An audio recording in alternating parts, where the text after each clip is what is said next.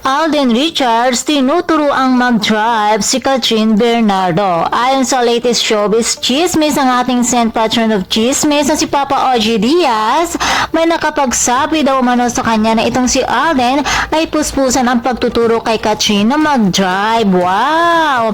Bahagi lamang daw ito ng kanyang panliligaw. Talagang gagawin lahat ni Alden at maglalaan talaga siya ng oras para kay Kathryn. Nakakatuwa naman at nakakakilig ang balitang ito.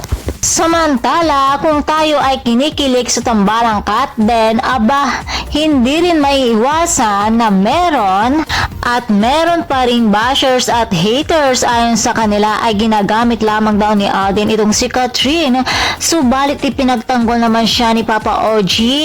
Hindi daw ginagamit ni Alden si Kathryn kundi suportahan lamang daw ang mga ito.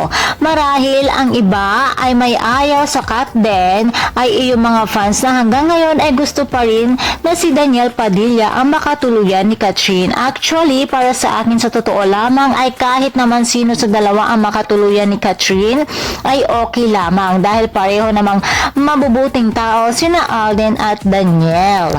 At kung kayo naman ang tatanungin mga chikadora, sino naman kaya ang pinaka-bet nyo para kay Kathryn Bernardo? Si Alden nga ba o si Daniel? And for more showbiz update, please don't forget to like, share, and subscribe my channel. Thank you for watching.